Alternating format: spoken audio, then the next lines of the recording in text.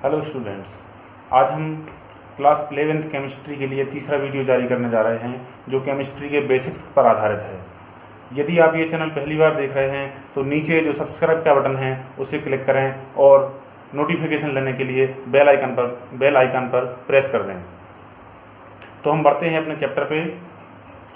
आज हम पढ़ेंगे परमाणु क्रमांक और द्रव्यमान संख्या में क्या अंतर होता है। तो सबसे पहले हम इनकी परिभाषाएं लेते हैं। सबसे पहले हम देखते हैं परमाणु क्रमांक या परमाणु संख्या। इसे इंग्लिश में एटॉमिक नंबर कहते हैं और इसे जेड से डिनोट करते हैं। तो सबसे पहले हम देखते हैं परमाणु क्रमांक क्या है।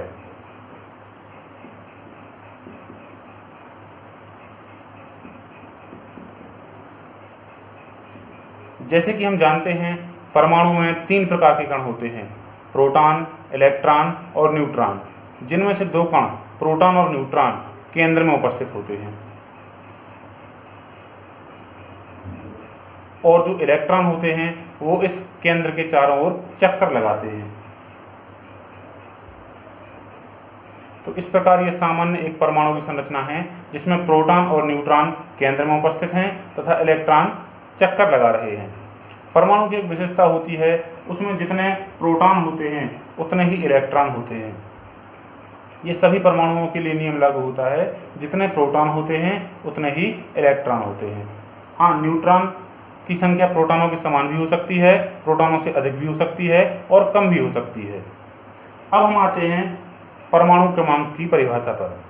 परमाणु क्रमांक का अर्थ होता है किसी भी परमाणु में उपस्थित प्रोटॉनों की संख्या।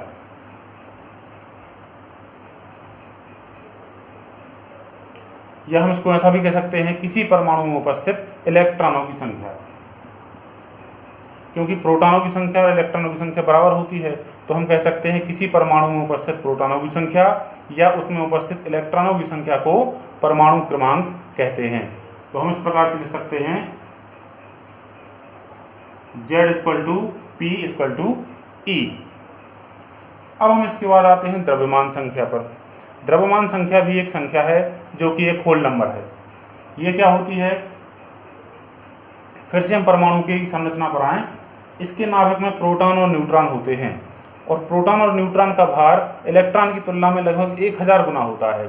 इसलिए हम ये मान के चलते हैं कि जो परमाणु का भार है वो इसके नाभिक में स्थित है और उसी से बनती है द्रव्यमान संख्या की परिभाषा। तो द्रव्यमान संख्या क्या होती है,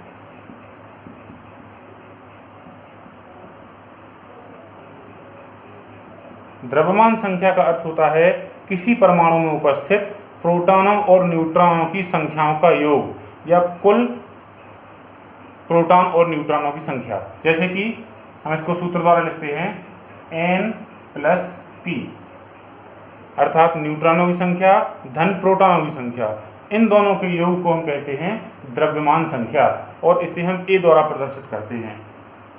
तो हम इस प्रकार से लिख सकते हैं A=N+P। इसको हम दूसरे तरीके से भी लिख सकते हैं A=N+E, क्योंकि प्रोटॉनों की संख्या इलेक्ट्रॉनों की संख्या के बराबर है। तो हम लिख सकते हैं A=N+P या A=N+E। और हम देखते हैं जो प्रोटॉनों की संख्या है और न्यूट्रॉनों की संख्या है, ये संख्या वास्तव में क्या है, परमाणु क्रमांक है। तो हम ऐसा भी लिख सकते हैं A=N+Z।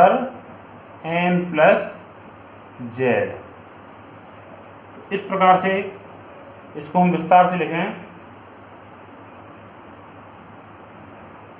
द्रव्यमान संख्या बराबर